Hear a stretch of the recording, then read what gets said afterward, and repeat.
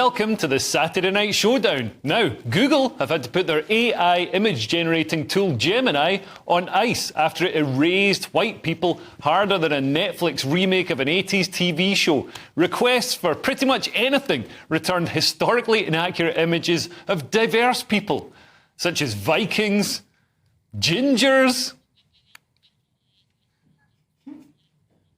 medieval knights, medieval kings, the founding fathers, the Pope,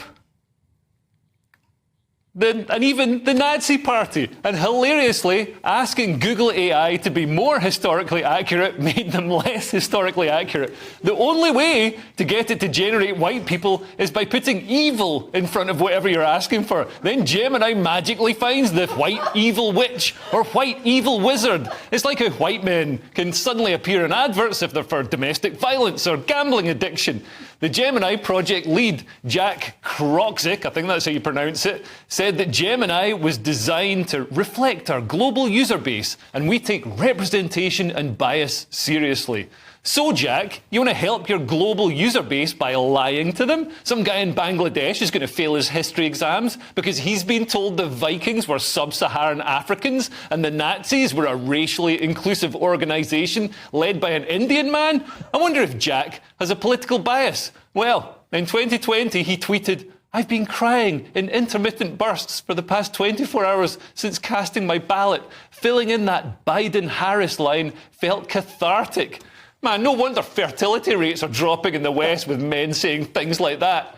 Jack is also an openly anti-white racist, as you can see by the tweets that were visible until he locked down his account. He wrote, "This is America, where racism is the #1 value our populace seeks to uphold above all." It's not just Jack. Google's entire business is guided by anti-racism, which is a word woke people use to mean lots of racism. Their training talks of white privilege, racial equity, and systemic racism. Staff are taught to identify their privileged identities using the Wheel of Privilege and something that's literally called the Oppression Olympics. I thought the Oppression Olympics was just a name for any recruitment process in 2024. Why is Google AI doing this? Probing Gemini for its reasons reveals how diversity and inclusion is baked into the system. Here's someone asking why Gemini made the request for an image of leprechauns black.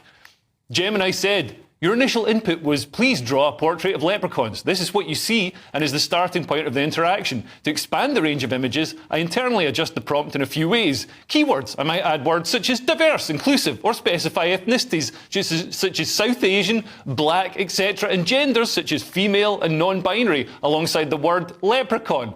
Now, I'm not really sure why it's diverse and inclusive to only show black people, but I'm not a highly paid Google exec. It's not just Google's AI that does it. The Google search engine does this too. If you search for images of black couples, you get black couples. If you search for white couples, you get black couples. If you search for gay couples, you get gay couples. If you search for straight couples, you get gay couples who are black. If you search for white straight couples, an Eritrean drag queen comes round to your house and slaps you in the face with their snossage. But why should we care that AI is misrepresenting history? Well, it's untrue, which is wrong in and of itself. It puts ideology ahead of fact. If ideology is more important than truth, then it's right that Galileo was persecuted by the authorities for saying the Earth goes round the sun instead of the sun goes round the Earth. Yes, Galileo might have been factually correct, but the ideology that the Earth is at the centre of the universe is for the greater good, just like Google's mantras. In George Orwell's dystopian novel 1984, the main character, Winston Smith, works in the Ministry of Truth, rewriting historical documents such as newspaper articles and photographs so that they match the current party line.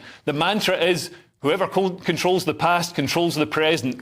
Just like the party in 1984, I got the year wrong, Google and every other organisation that signed up to diversity, equity and inclusion, they're doing this to influence people's worldview, to say that the West has always been incredibly diverse. And it's transparently obvious that their motives aren't as virtuous as they claim. Diversity, equity and inclusion is set up and funded by corporations for the purpose of convincing us that diversity is an incredible strength, not because it's a nice thing, but because it'll make the population more amenable to mass immigration. Corporations are desperate for mass immigration because it means an unlimited supply of cheap labour, an increase in asset prices and more consumers for their products.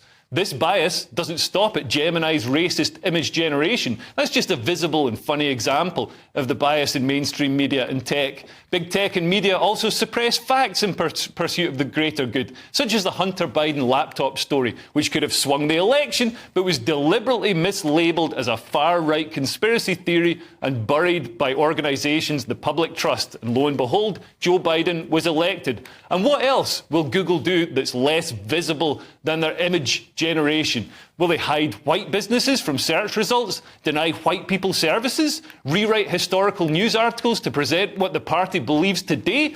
How can we look at China and say that their internet is censored because people aren't shown what happened at Tiananmen Square when we aren't shown an entire race? 1984 was supposed to be a warning, not an instruction manual.